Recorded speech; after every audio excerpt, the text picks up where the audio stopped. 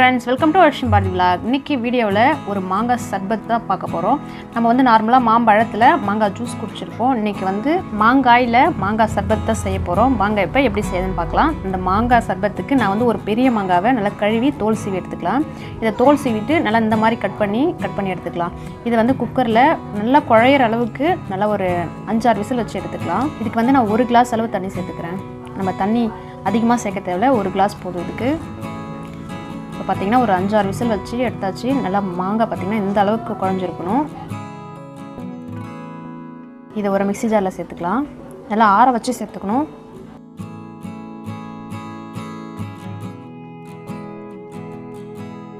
மாங்காய் பார்த்திங்கன்னா நல்லா இந்த மாதிரி குழைவாக இருந்தால் தான் நல்லா திரியாமல் வராமல் இருக்கும். இந்த அளவுக்கு குழஞ்சிருக்கணும். இது கூடவே நல்லா ஒரு கைப்பொடி அளவு புதினா சேர்த்துக்கலாம். அந்த புதினா சேர்த்து சர்பத் செய்கிறப்ப பார்த்திங்கன்னா ஒரு ஃப்ளேவர் நல்லா ஃப்ரெஷ்னஸ் கிடைக்கும். அதுக்காக தான் அந்த புதினா. இப்போ நல்லா பார்த்திங்கன்னா அரைச்சி எடுத்தாச்சு. இந்த அளவுக்கு நல்லா அரைச்சி எடுத்துக்கலாம். இதை அடுத்தது நம்ம இந்த மாங்காய் சர்பத்துக்கு நம்ம ஒரு சக்கரை பாகு தான் ரெடி பண்ண போகிறோம். அதுக்கு நான் வந்து 2 கப் போல் சர்க்கரை எடுத்துக்கிறேன். 2 கப் சர்க்கரைக்கு 1.5 கப் அளவு தண்ணி சேர்த்துக்கலாம். இதுக்கு வந்து இந்த கம்பி பதம் அதெல்லாம் தேவையில்லை. நம்ம நார்மலாக சர்க்கரை பாகுனால கரைஞ்சி கையில் கொஞ்சம் குழப்பாக விட்டோம்ல, அந்த அளவுக்கு இருந்தால் மட்டும் நல்லா இந்த அளவுக்கு ரொம்ப கம்பி பதம்லாம் இல்லை, சும்மா ஒட்டுற மாதிரி வருது இல்லை, அந்த அளவுக்கு இருந்தால் போதும். இப்போ நம்ம அரைச்சி வச்சுருக்கேன் மாங்காயும் புதினாவும் அரைச்சி வச்சுருக்கேன். இதை சேர்த்துக்கலாம். அடுப்பை சிம்மில் வச்சுட்டு அரைச்சதை சேர்த்து நல்லா கிளறிட்டே இருக்கணும், இல்லைன்னா கட்டி கட்டியாக ஆகிடும்.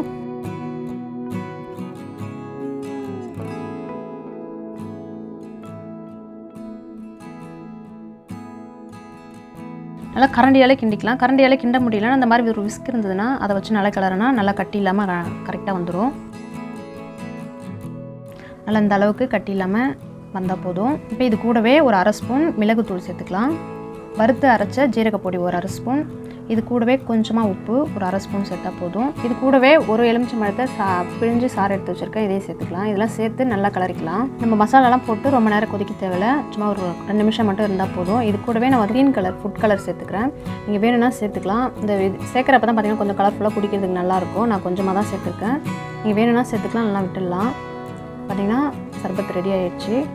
இந்த சர்பத்தை ஃப்ரிட்ஜில் ஸ்டோர் பண்ணி வச்சு குடிக்கிற மாதிரி இருக்கும். நம்ம வேணுன்றப்ப ஒரு 3 ஸ்பூன் கிளாஸில் ஊற்றி ஐஸ் வாட்டர் சேர்த்து குடிச்சு பார்த்தா ரொம்பவே சூப்பராக இருக்கும். இதில் வந்து புதினா, மிளகுத்தூள், ஜீரகத்தூள்லாம் சேர்த்துருக்கப்ப ரொம்பவே குடிக்கிறதுக்கு ரொம்பவே சூப்பராக இருக்கும். இந்த மாங்காய் சீசனுக்கு கண்டிப்பாக ட்ரை பண்ணுங்கள்.